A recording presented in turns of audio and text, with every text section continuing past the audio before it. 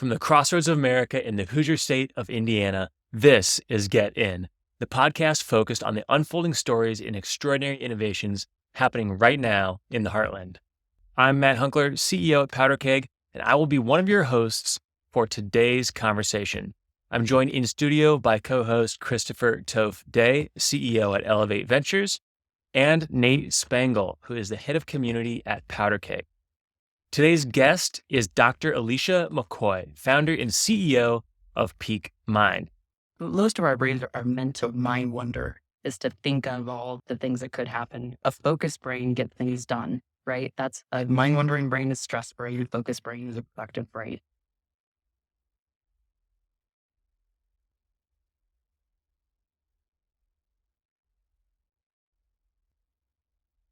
Dr. Alicia Mckoy is the founder and CEO of Peak Mind. Alicia is an author, speaker, and serial entrepreneur dedicated to making the work environment better for everyone. For the past 9 years, Alicia has studied neuropsychology and interviewed numerous scientists, therapists, and corporate coaches to find the best ways to transform our workplaces for the better. In today's episode, we talk all about it and cover topics like daily habits to help improve your mental health, actionable tactics to help make your workplace and workspace healthier, and how to identify gaps in your company culture, and even how to fill those gaps. I think you're really going to enjoy this conversation. Here's Dr. Alicia Mckoy. Alicia, thanks so much for being here. We're so excited to have you. Happy to be here. I'm really excited to talk about Peak Mind and what you're building there, but wanted to start by taking it back a little bit about where you grew up, which is San Antonio, Texas, right? It was. So if we want to say where I was conceived, it was actually in Japan, Okinawa, Japan. My mother and father were both in the army, and they decided they didn't want to have two babies. My sister's 18 months older than me. So that once they realized they were having a second child, they both decided that their terms they weren't going to renew. And so they both exited out of Japan into San Antonio. That's where they officially, I don't know, whatever the off-boarding process for the army is. And we stayed there for 15 years before coming to Indiana. What was that like?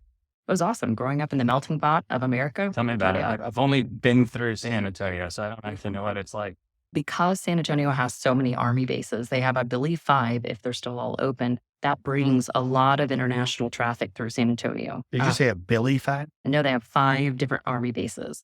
Got it. And so most people have to either go through basic training in San Antonio or they exit out, or it's a transfer station for a lot of people. And so that brings the melting pot together. And the Riverwalk is pretty cool too. And being close to Mexico, it brings immigration traffic through the Midwest. What do you think all that kind of immigration and melting potness of San Antonio did for you when you think about your career today and all that exposure that you had? Are there some things that you learned in those first 15 years of your life that you still carry with you today? For sure. Diversity, equity, and inclusion. Growing up in a melting pot, diversity is just something you don't think anything of. And so coming to Indiana, it was not the most diverse state. Talk about San Antonio. What were some of the things that you learned in those first 15 years growing up there? Yeah, having access to just so many diverse people and types of ethnicities and languages. I spoke Spanish when I was a kid. I called the babysitter abuelita, which is little grandma, and grew up eating amazing foods. So I remember eating Indian as a kid. I may not have loved my mother and sister can tell you that, but I was exposed. And I'd be hard pressed to say when Indiana got the first Indian restaurant. I don't know, maybe any of you guys know, but I don't. It's too funny. Before I was born, I loved Kamikazana Grill. I grew up in West Lafayette, where Purdue is, and I don't know if you remember that place too, because you went to Purdue. Yep. Kamikazana Grill is just fire. So good. That's my favorite Indian restaurant in Indiana. Nice. What did you dream about when you grew up, when you were a kid? That's a good question that I don't know if I remember. I don't mean an actual dream. What do you want to do? I want to do this someday. Yeah, I would think if I had anything that I really thought of was a doctor or veterinarian. I've always been a caregiver. And so taking care of people, that probably would have been the path that you're taught in school, right? What do you want to be? A doctor, a nurse, a veterinarian? One of those standard. Love that. So then what ended up bringing you and your family to Indiana? My mother's family was here. And so when she got out of the army, it was military bases and friends, not family. And so she hit a point where she wanted to be closer to relatives. And And so we came up and we visited one summer, and she realized how nice it was to be around family and decided that she wanted it to be an everyday thing. Were you still in high school? I just finished my 9th grade year. Got it. So you still had several years left. 3 years of high school here. And then when I got to the college portion, I had to decide, okay, do I go back to San Antonio? Because I'd only known Indiana for 3 years. And I went and toured University of Texas, San Antonio. And it was a hot, muggy, day. And it was just so desolate and barren, no grass. And I was used to grass from Indiana for 3 years. And so I was like, can I do this? Sure. Yeah. And maybe jumping a few steps here, but I think you ended up at Ball State and not San Antonio, Yes. correct? I actually had my University of San Antonio ID. Wow. They had mailed You're it to close. me. I was supposed to be down there in 2 weeks. Oh, wow. And I just said, I can't do Can't do this. it. And You're going to be a road runner. I Instead, was. you chirp with the Cardinals. I did. So I said, okay, who can I get into here locally? And another funny story is that I also chose my college because I was so burnt out of being a 3-sport athlete and an academic athlete that I honestly might have said, what school can I go to that nobody's even paying attention to grades? We need to check that out. You were a 3-sport athlete. Was So what were those 3 sports? basketball, volleyball, and track. Yes. What were some of the mental performance tricks and hacks that you kind of learned in sports before you were deep in the mental wellness space? I'm sure you learned some things. Yes, I'm sure I did somewhere, but I've always naturally been a leader. That is one thing that I look back that I didn't realize then, but I was almost always a captain, right? And so looking back now that I'm helping coach my niece in basketball, I see the traits that she has because she is the one that says, hey guys, come on, get together, start shooting the ball. She's naturally taking the lead. And I always had those traits. Where I learned it, I'm not sure. I'm sure having 2 Army parents who are strong, sophisticated, intelligent people helped, right? I Yeah. had some good DNA. Yeah. So having RE parents as a background, was entrepreneurship a part of your home life growing up? My father did, but I don't know. Subconsciously, I would imagine that I recognized it, right? At one point, I do remember seeing a bunch of jewelry on a table. It was like this African wood jewelry, right? And so I remember seeing why do we have this? And he was selling it. I don't know if it was a chain at the time or what it was, but maybe those small, subtle things were creeping in without me knowing. Do you think the military background played a part in your elite performance, both in academics and in sports? Not directly, but I think just genetically because they both were out. So I never got to experience being a military brat, as people say, right? Yeah. They were out before I could realize. Sure. But I would imagine though that both your parents are maybe a little bit more regimented than your average adult. Yes. Did you have to make your bed every day? No, thank goodness. Wow, nice. Wow. What was your first kind of memory of that desire to be an entrepreneur? It would be, I would say, when I moved to Los Angeles. So I graduated from Ball State in 2003. I worked here for about a year and a half. I was already working while I was in college. I was blessed enough to go through 2 fantastic internships. My high school guidance counselor, who was a friend's mom of mine, she basically handed me an application when my senior year of high school and said, fill this out, you're doing it. Wow. It wasn't an ask, it was a talent, which I'm thankful for because what it was is at the time, Indianapolis had what was called the Inroads program. And it was a group of companies like Lilly and Kroger and other corporations that volunteered or pledged what we're doing now with Employability, right? Where companies say, and right, TechPoint is doing something like that, where I will spend $5,000 on an intern. And for the summer, they'll come and they'll get to experience our corporate culture and learn something. And so I did Kroger for 2 years. So my first year, summer of college, I was working at Kroger in what was now, or at the time, it was a top 10 management training program in the country. So I was interning alongside 55-year-old people who were learning to be general managers. And so I was every 2 weeks, I would rotate through the meat department. I'd rotate through produce. I'd go then through the corporate office. I'd sit in HR. I had to order. It was really stressful. One week I had to order all the food for a store.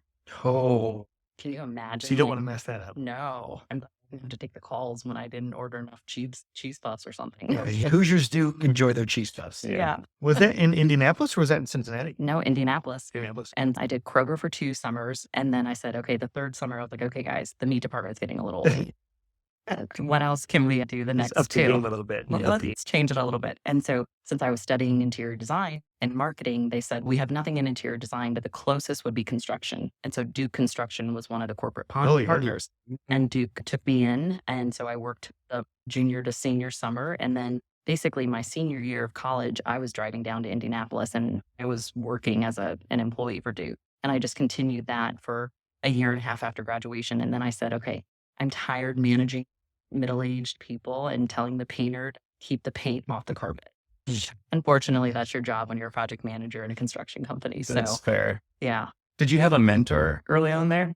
Rich Prestholt was over the pre-construction, or we were the interior construction division. And so he was our manager and he was great for the first 6 months. And that first internship, the first summer, I went on all his calls with him. And then at about 6 months, he said, you know what, Alicia, you got this. You don't need me. Here's your set of projects. And they handed me my, small jobs, right? Take a room this size and change the paint out, change the carpet and keep it in budget. You start little and you continue to progress it from there. That's awesome. That's near and dear to my heart because that's how my career started Nice. as well. Was commercial construction and real estate development. That's awesome. Mine was at the count tiling floors. Nice. Tell me about the kind of spark for your first entrepreneurial endeavor. How did that come about? Yeah. I left Duke Construction because I didn't want to strangle any middle-aged men. And I love it when they say, I've been doing this for 30 years, right? Oh, yeah. And you're probably like, okay, so you've done it for 30 and I've done it for 2, so that's 32 years. We can figure this out. Yes. Thanks. Hey, every day, all day. And so I moved to Los Angeles because I'm young and in my early 20s. And I said, okay, what should I do next? And I took whatever savings I had and I packed up a little U-Haul and I moved across country and knew maybe 2 people in LA.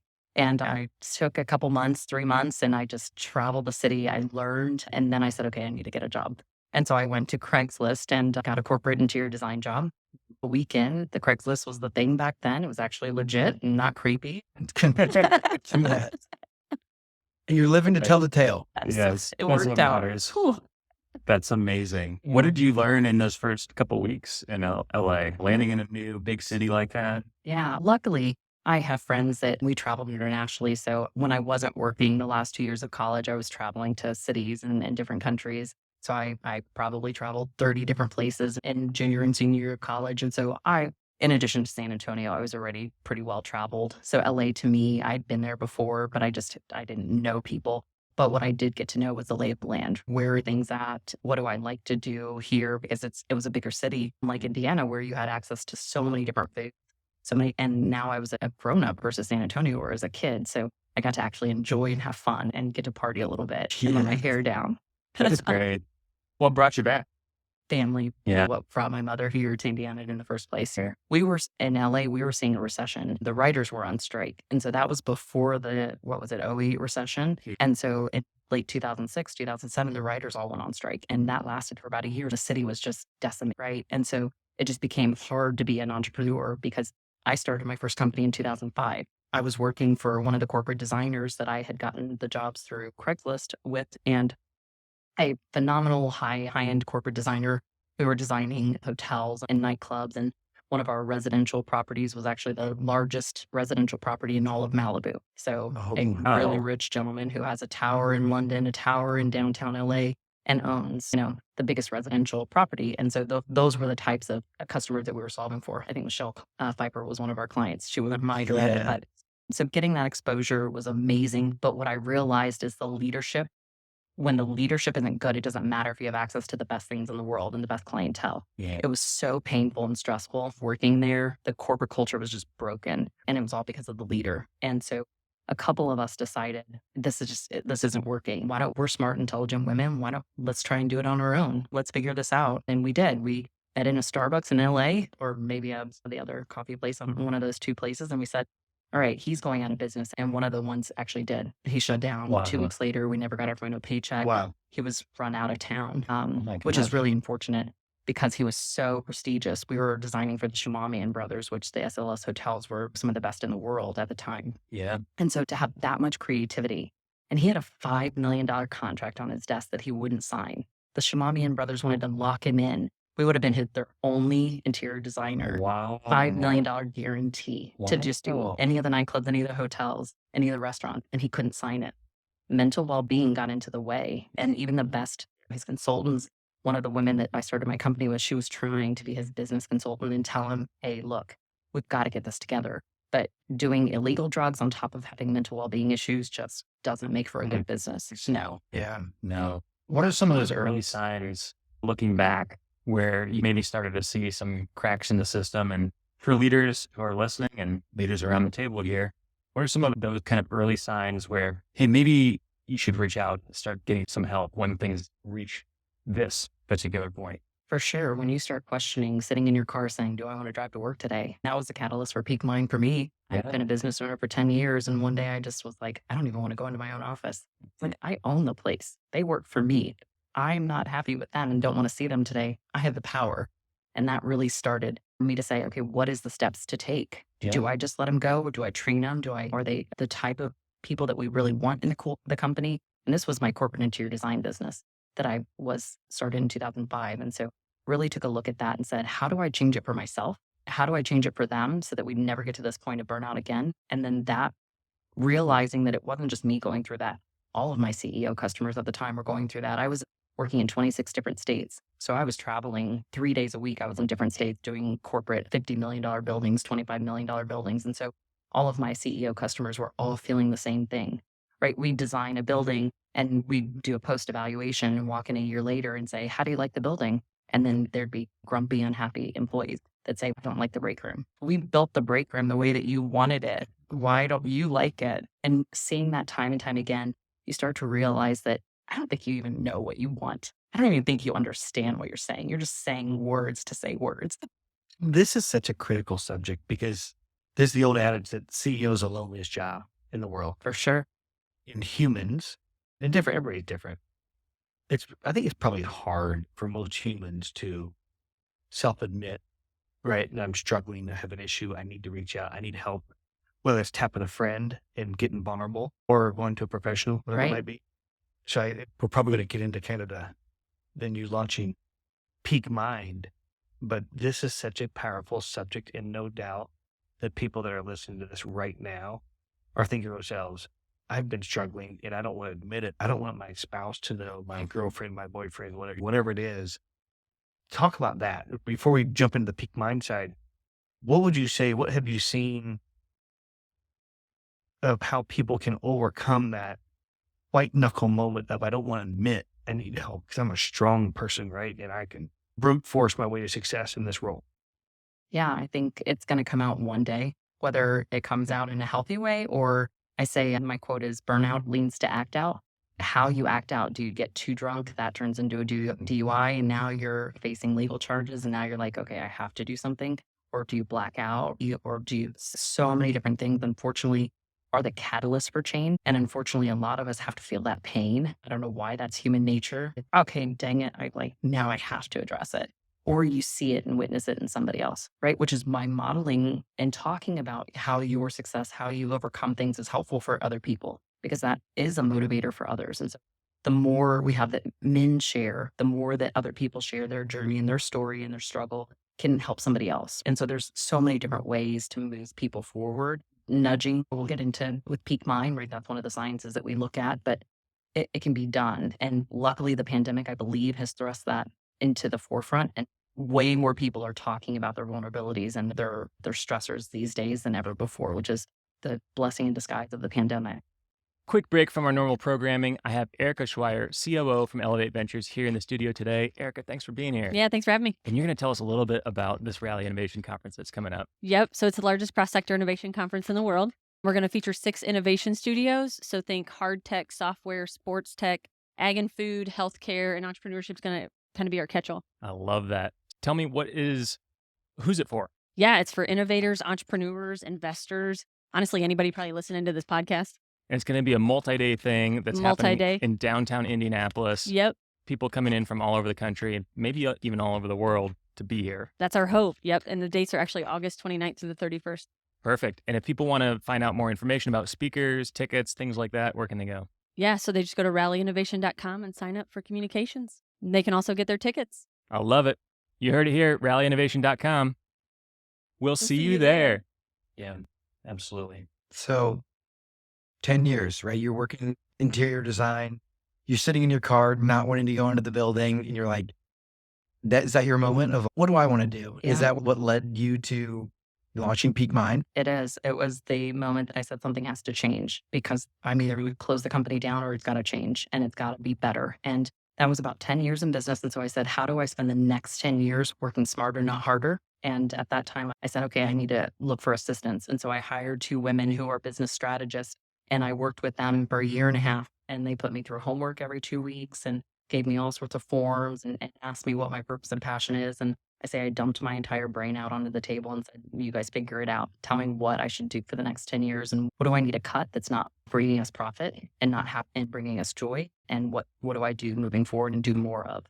Or the things that you were surprised by that they told you that you just weren't aware of. Yeah, they said for any CEO, have 8 different streams of income just in case a pandemic happens and takes one of your companies out, which that makes total sense. Turn a hobby into a paid hobby. Have one that's free, but have one that's just so that you're fulfilled and making income. So that I think that strategy, that thought process as a CEO, you're taught to focus on one company, make it your sole focus. But I believe in having that balance and or having other things that you can fall back on, especially because so many businesses fail. Yeah. How do you think that ties to mental health? Just having multiple hobbies, multiple streams of income, multiple interests. Yeah, you're trying to get to my drumming hobby, aren't you? I see you trying to pull it out. Never. I would never. No, I think it's good, right? It's good to have balance. And I found that out as well through that process of what am I spending my time on? When you're so consumed with one thing, it is hard to have other outlets. And when that one thing is stressful, as running a company is stressful, as we know. And so you have to have some outlets. And if you don't have a lot of family around you, I've been a single mom for my son's 13. And so I don't have that support outside of here other than my child and friends. And so I have to look at hobbies and I have to do other creative outlets to be able to have that fulfillment or go to yoga and have that group of yoga friends. So tell me about drumming. I do think drumming is it's interesting that it's one of your hobbies because it is a common thread. I've got a group of CEO friends who are all, or either former CEOs or current CEOs, and we all play music together. It does seem like there's an interesting dimension of entrepreneurship that is very much related to music and vice versa. Yeah, I think we're so analytical, right? We might crave that creative side. And yes, creativity is a part of running a company, but it's a smaller part, right? When we're in strategy or rolling out a new product or a UI UX design. And so I think naturally your body craves that creativity. And so if you can't get it there, doing arts or, right, a lot of people paint or journal or draw or play music. And I'm a high frequency person. Now, when I may be calm right now, maybe for the camera right now, but naturally I'm a high paced, high functioning person. And so drumming matches that frequency. And so if I want to have that same creativity, I couldn't sit there and draw, right, with a pencil. It's not my mode. But yeah, I get to bang out a thing, right? And just like release that kind of energy. So in multiple things happen at one time because different things go on different speeds. Oh yeah. And I love to drum like EDM. So that's There you go. So Matt plays music, drumming. Toph, what's your hobby? I played the trumpet. No, you don't. I did. Yeah. Did or do currently? Like you're gonna go home. I can with- play the bugle too. Nice. Yes. Okay. Wow. We just got some musicians here around the table. Yeah. What's your And I instrument, sing on Nate? the side. Oh, he is spectacular. I can't. Great beatboxer over there. Yes. Well, maybe we have to play that out. Absolutely. I'm not the musician, right? But my hobby is coaching wrestling. It's Thanks. one of those high energy, like focus on Okay. pouring into this, and it's a great time. But it is definitely not the drumming or the trumpet or bugle like Toph over You here. just like yelling at people. Are you getting Yeah, to do it? It's like bad, but did you hit product market fit? It's like, what, coach? Sorry, putting my lives together. What's interesting about drumming is that it's so physical. And you mentioned yoga as well. I'm curious what you see just in your work around mental health and wellness. How does that tie into physical movement? Oh yeah. One of the things that they'll tell you is to get that stored up energy out, right? Energy, it has to transmute into something else. And doing yoga, working out, yoga is a slower, more meditative process, which helps me to slow my brain down because I do function so high all the time. I need that decompression time. People that know me and see how fast I work, they think that I'm just always like that. And they always ask the question, what do you do in your free time? And I have to do those meditations and mindfulness practice to slow me down and refocus. Was that hard? At first, yeah, I think the process is like everyone says, you think of any little thing is distracting, but practicing for time, doing it over time builds the practice. Is that your best advice? Because I'm thinking of like yoga or meditation. If you're a high functioning person, you're like, okay, I'm sitting here with my eyes closed, but I'm still thinking about 10,000 other things. Oh yeah, for sure. Whether you have a paper alongside you and you open your eye and you write down, okay, do the product market fit, but you just don't fill out the Elevate report. You know, my 4th email reminder this month. Or this Yeah. week. Yeah. So I guess if you have a couple good strategies for people that maybe have active brains, right, and they want to slow down and get into a meditation or a yoga practice, Yeah. any good actual items there? Guided meditations, right? You have to start with where somebody's talking at you because at least you can focus on their voice. If you try and do the no word, you're going to totally be distracted. Have you ever heard of or practiced yoga nidra? I believe so. I don't remember all the different types, but I've been doing it for 20 years, so I think I've done most of them. I'm a huge fan. It's insane. Yeah. Explain. Yoga nidra I've become this massive believer in energy, right? I never used to think about it too much until the last 7 years, maybe. But yoga nidra, basically, you get to a really comfortable state and you have somebody guide you through whatever that journey is. They talk you through a meditation state where it's all about clearing the noise, focus on that one thing that you really want or trying to achieve. And holy shit, it happens. Yeah. Oh, yeah. It's insane. Thoughts turn into energy, right? A focused brain versus most of our brains are meant to mind wonder, is to think of all the things that could happen. A focused brain gets things done, right? That's a mind wandering brain is stress brain. A focused brain is a productive brain. And so focusing on something, you put your energy, right? Where energy goes, or what is it? Where attention goes, energy flows. Exactly. Yeah. And the body goes. And the body goes too. Oh, Yeah. Absolutely. The hard part is to stay in focus. Yes. I was Just just talking to flow. my best friend about that this morning. It's how do you carry that with you in all the moment? And so I get the question a lot is when I'm speaking is how can I remember? Put a visual cue, whether it's a stress brain on your desk and it makes you question, okay, am I stressing? Put something, wear a different color, right? There's some energy practitioners talk about if you want to feel more connected, wear purple. So just anything you can do to refocus and remind yourself. That's why also gentle nudges and reminders are helpful. I was going to ask you about that with respect to office design. You probably have your 10,000 hours in designing corporate offices.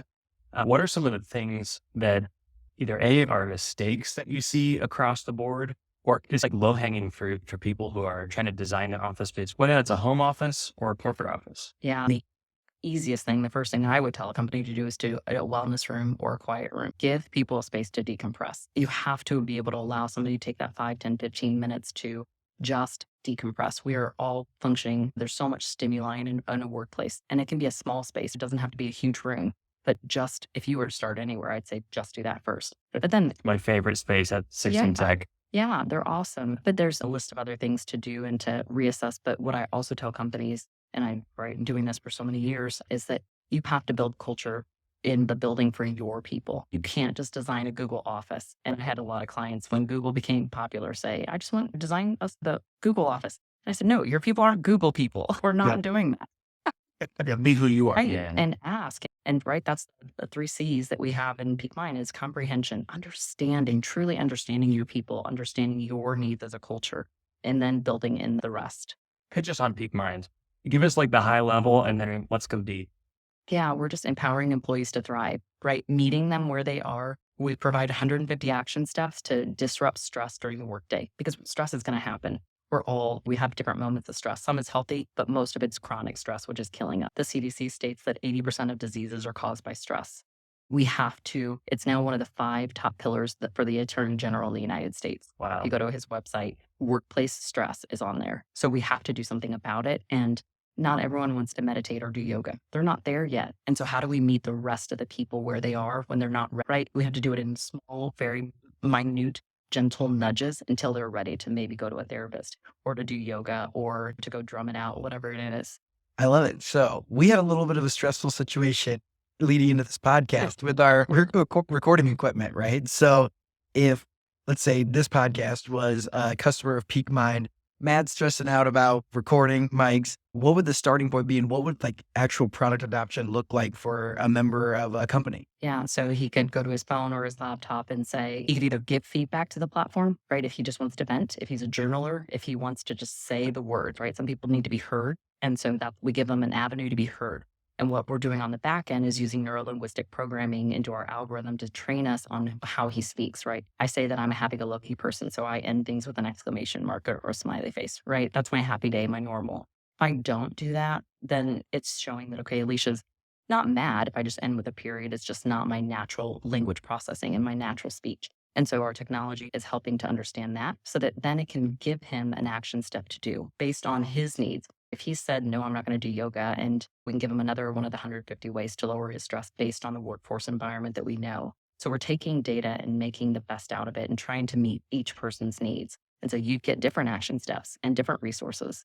Do you get into, I find what you just said really interesting and powerful, the exclamation point in an email versus a period. I literally had somebody once say, why are you yelling? Yeah. Because I'll use exclamation points. Yeah. And not on every sentence, but like, Sure. it's from a place of excitement. Yes. Passion. Passion. I want them to know passion does thing. But it can be misread or For sure. misreceived on the other end. Yes. Does it touch any of those types of things on how to deal with? Communication, yeah, for sure. You have to look at communication style. And so we have another part of our app that gives you the ability to tell people who you are, how you like to be communicated to, right? And so it's open-ended. It's the only part of our platform where we share your information because we give you 6 different options to say, okay, do you want to talk about your DISC personality and what that means to you? Because why are we just saying, okay, you took a DISC score and you're a high D. Oh, you're only going to be a high D. There's a lot of variations with that. I'm a high D, but I'm also very compassionate and understanding. And so yes, can I lead a room? Of course. But I'm mature enough to understand that. And so giving people an opportunity to share that. I can say when I do an exclamation mark that means just I'm really excited. I love that. It's like when you're texting with your grandma or maybe an older individual and they hit you with the K. You're like, Grandma, why are you mad at me? What did I do? Come on. She's just trying to be hip. Yeah, exactly. Or all the kids saying K. No, they're only saying K when they're upset. Something like, call up like, is everything okay? Yeah, everything's great. Classic. Have you had experiences with any of your clients or even teams that you've worked with before where you've noticed someone on the team or maybe even a group of people on the team are struggling, but they're not necessarily open to mental health support? For sure. How do you coach leaders through those situations? Yeah, for sure. You have to meet people where they are. They're not ready. There's nothing you can say or do. If you look at the theory of change, how our brains evolve through change, there's actually pre-contemplation where before you can't even contemplate changing because you don't even know you need to change. And so you're just talking, beating a dead horse. Literally, it's in one ear, out the other, physiologically. And so understanding that and giving yourself compassion and grace and saying, I'll talk to them when they're ready, right? I'll nudge them when they're ready, because that's all we can do. The nudge theory states that I can gently remind you and gently nudge you, which some people may take one nudge and others may take 28. Yeah. And so understanding that, and our technology helps replicate that for you, because none of us as leaders are going to remind somebody on our team 28 times to call that 1-800 number for the EAP. It's just not going to happen. You may do it once, twice. You're lucky if you can get around to it the 3rd time. What are you most excited about right now for Peak Mind? Yeah, I'm excited about the national press we're getting. In June, we've been studying virtual reality therapeutics and virtual reality integrations into workplace well-being for 9 years, as long as I had the idea for Peak Mind and the market wasn't ready. There were people here in Indy, trusted advisors and investors that I took it to in 2017, 2018. It was in a pitch deck and they said, yeah, we're not ready for it.